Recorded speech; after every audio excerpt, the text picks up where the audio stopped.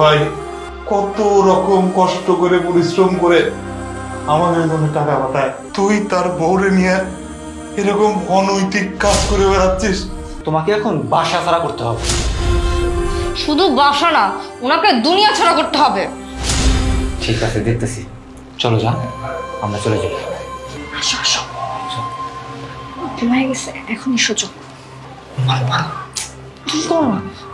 আমার বাবা মারতে পারবো না। আসো।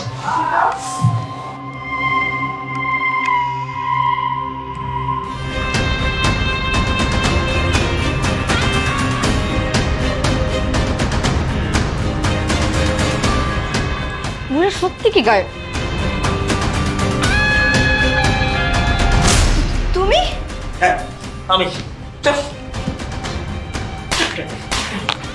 এই এটা তো একটা ডাইনি, আর তুই তো আমার নিজের আপন ভাই। আমার আপন ভাই হয়ে তুই নিজের বাবাকে খুন করতে চাচ্ছিলি।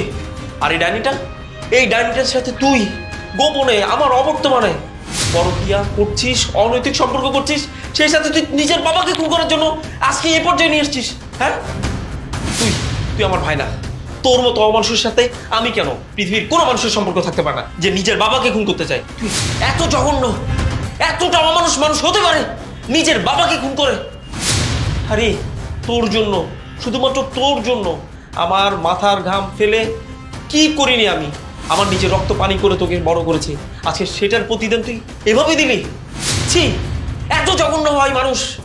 যা, তুই আমার চোখের সামনে থেকে যা, আর ডাইনিটাকে নিয়ে যা। তোকে এবং এই ডাইনিটাকে আমি কোনো বিচার, কোনো পুলিশ কারোর কাছে নিয়ে যেতে চাই না। তোরা আমার চোখের সামনেতে চলে যা, যা যা।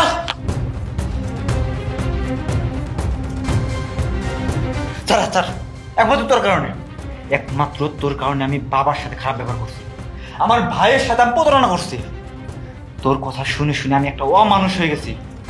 আমি ভাইয়ের সাথে বেইমানি করছি আর বাবারে খুন করতে আসছি একমাত্র তোর কারণে। তুই আমার সাথে তো দূর কথা, আমার কোনোদিন ফোনও দিবি না।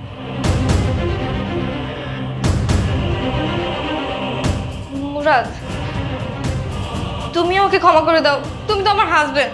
না, আমি কারো হাজবেন্ড না, অন্তত তোর মতো ডাইনির হাজবেন্ড আমি না। যেই ডাইনি তুই যেই সংসারে এসে সংসার জোড়া লাগানোর কথা, সেই সংসারটাকে ভেঙে চুরে চুরমার করে দিয়েছিস। আমার আপন ভাইকে, রক্তের সম্পর্কের ভাইকে তুই আমার কাছ থেকে দূরে ঠেলে নিয়ে গেছিস। আমার ভাই আমার বাবাকে খুন করার জন্য প্রস্তুতি নিয়েছিল শুধুমাত্র তোর মতো ডাইনির জন্য। না, তোর সাথে অন্তত আমার মতো মানুষের সম্পর্ক থাকতে পারে না।